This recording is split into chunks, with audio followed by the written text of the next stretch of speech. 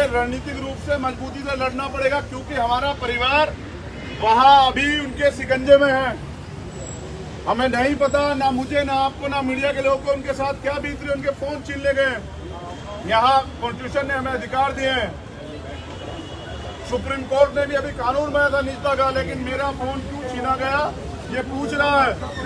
मैं ये पूछना चाहता हूँ कि क्या दलित की बेटी भारत की बेटी नहीं है क्या? अगर दलित की बेटी भारत की बेटी है तो प्रधानमंत्री क्यों चुप्पी थामे हुए हैं? वो कौन सी जाति का इंतजार कर रहा है? जब दलितों को नंगा लटकाया जाएगा मार मार के, क्या प्रधानमंत्री उसका इंतजार कर रहे हैं?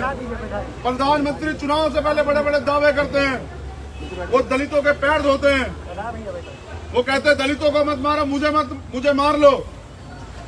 वो बेटी बचाओ बेटी पढ़ाओ की बात करते हैं। इनके खोखले नारों के पीछे सच्चाई ये है कि उत्तर प्रदेश में कहते हैं राम राज्य चल रहा है। राम राज्य में बच्चों की हड्डियां तोड़ी जाएंगी, उनका रेप किया जाएगा, उनका कत्ल किया जाएगा, उनके शव के साथ जो है दुर्व्यवहार किया जाएगा। पीड़ित परिवार की असहमति के बावजूद उसके शव को जो है पेट्रोल डाल के जलाया जाएगा। ये राम राज्य है। और अगर न्याय के लिए लोग आवाज उठाएंगे तो उत्तर प्रदेश को चारों तरफ से सील कर दिया जाएगा। हमें उत्तर प्रदेश चलना पड़ेगा। अगर हम उत्तर प्रदेश की तरफ कूच नहीं करेंगे तो उत्तर प्रदेश में पीड़ित परिवार किस हालत में हमें नहीं पता लगेगा। मुख्यमंत्री तानाशाही नहीं छोड़ना चाहता। क्या आप नहीं चाहते कि बच्ची को न्याय मिले? चाहते हैं नहीं चाहते? आप चाहते कि और किसी बहन के साथ ऐसा देश में ना हो, तो उसके लिए आपको लड़ना पड़ेगा। तो जैसे मैंने कहा, लड़ाई एक दिन में खत्म नहीं होगी। अगर हमें रोज आंदोलन करना पड़ा, जब तक न्याय नहीं मिलेगा तो हमें रोज आंदोलन के तैयार रहना। क्या आप लोग इसके लिए तैयार हैं? आप जान लीजिए, आप ये बात मेरी जान लीजिए, ऐसा नहीं है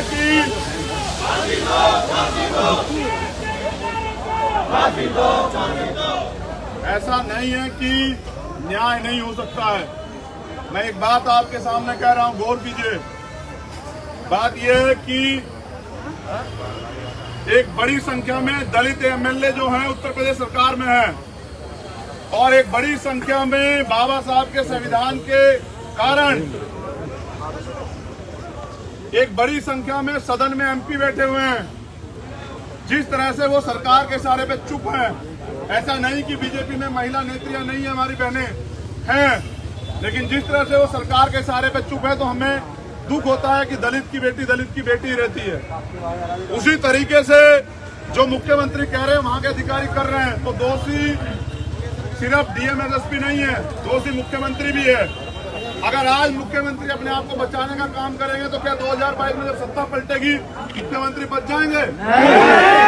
जिस तरह से सबूतों को खत्म करने का और पीड़ितों को पे दबाव बनाने का प्रयास किया, जैसे झूठे बयान एसएसपी और एडीजी दे रहे हैं कि रेप की पुष्टि नहीं हुई है, क्या हम लॉ नहीं जानते हैं?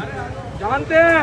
क्या हमें नहीं पता कि जब बहन निर्भया के साथ ये सब चीजें हुई थी तो अमेंडमेंट हुआ था और उसमें सेक्शन 375 की पुष्टि होती है, क्योंकि पीड़िता का मरने से पहले बयान है, उसका बयान ही उन अपराधियों को सजाएं दिलाने के लिए काफी है। अगर सरकार की नीयत उसे बचाने की होती तो उसको बचा लिया जाता, उसको बचाया नहीं गया, क्योंकि अगर वो बच जाती तो चिल्ला चिल्ला के न्याय मांगती।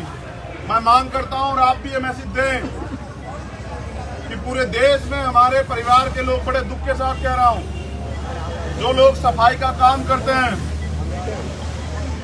वो सफाई का काम बंद करें। बंद करो।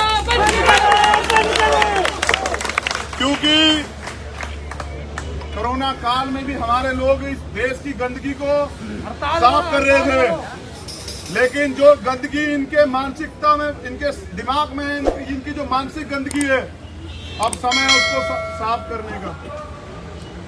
इसलिए मैं मांग कर रहा था कि सीबीआई जांच होनी चाहिए, क्योंकि उत्तर प्रदेश में न्याय नहीं मिलेगा।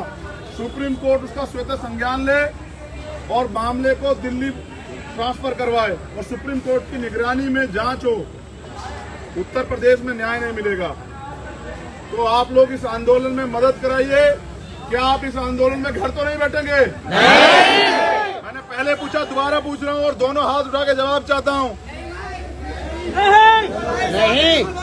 क्या बहनों का अपमान भारत बर्दाश्त करेगा? क्या प्रधानमंत्री को जवाब नहीं देना चाहिए? क्या प्रधानमंत्री की चुप्पी हत्यारों को, अपराधियों को संरक्षण नहीं दे रही है? क्या दे रही है? कितनी बार दलित जो गुमराह होता रहेगा? अपनी दिमाग को ठीक करो। अगर न्याय चाहिए, इस देश में बहन बेटियों की सुरक्षा चाहिए, तो हमें संघर्ष जारी रखना पड़ेगा। मैं आज रात में टीम से बात करके या कल हाथरस जाने की घोषणा करूंगा और पूरे समाज के लोगों से निवेदन करूंगा कि वो हाथरस कूच करें। बिल्कुल। देखना चाहता हूं कि लखनऊ की जो प्रदेश की जो राजधानी लखनऊ, वहां बैठे मुख्यमंत्री की जेलों में कितनी जगह है और वो कितने लोगों को बंद करेंगे? अगर इस लड़ाई में अपनी बहन को न्याय दिलाने के लिए हमें मुकदमे, जेल, गोली, फांसी कुछ भी कबूल करना पड़ा, तो हम अपने आदर्श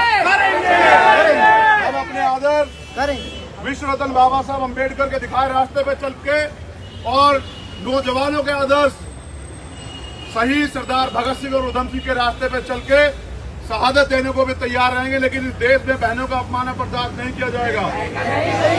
दोनों हाथ उठा के बताओ, अन्याय के खिलाफ लड़ोगे नहीं लड़ोगे? हम तुम्हारे साथ हैं, हम तुम्हारे साथ हैं। ऐसा मैंने कहा कि आंदोलन खत्म नहीं होगा। आंदोलन के लिए आप तैयार होइए। आप घर रहें, बाहर रहें, सड़क पे रहें, गली पे रहें, घर में रहें, छत पे रहें, लेकिन अन्याय के खिलाफ आवाज उठाते रहिए। और जब जब मौका मिले आंदोलन का, तो अपनी जान की परवाह करे बगैर आंदोलन में आकर न्याय के खिलाफ इस लड़ाई को मजबूत कीजिए। हमें लड़ाई अपने बलबूते लड़नी पड़ेगी, क्योंकि सरकार के जिस तरह के कार्यशैली, उससे स्पष्ट होता है कि सरकार न्याय नहीं देना चाहती। जय भीम, जय भारत, जय संविधान। आप सब लोग जुड़े हुए हैं, आप लोग पता है कि कहां से आपको पूरी जानकारी मिलती है।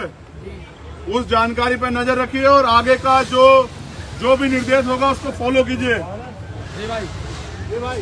और मैं गारंटी देता हूं कि जिस तरह से 29 तारीख को ये हुआ है, उसी तरह को याद कीजिए कि एक बार अंग्रेजों ने भी इस देश के वीर सपूत शहीद भगत सिंह की शव को भी इस तरह जलाया था चुपचाप जाके, और फिर इस देश में रेवोल्यूशन आया था, क्रांति आई थी और अंग्रेजों को भागना पड़ा था।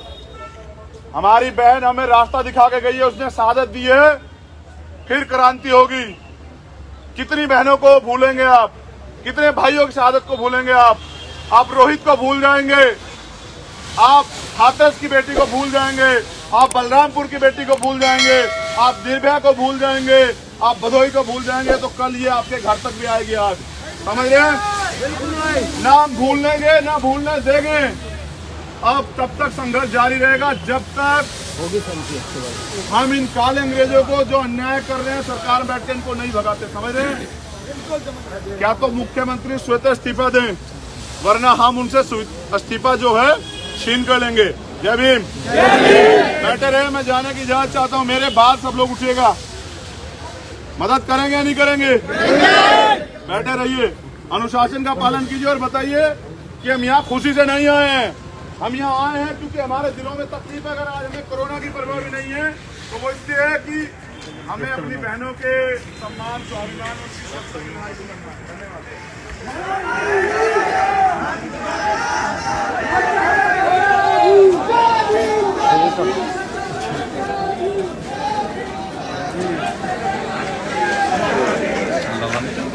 लाइव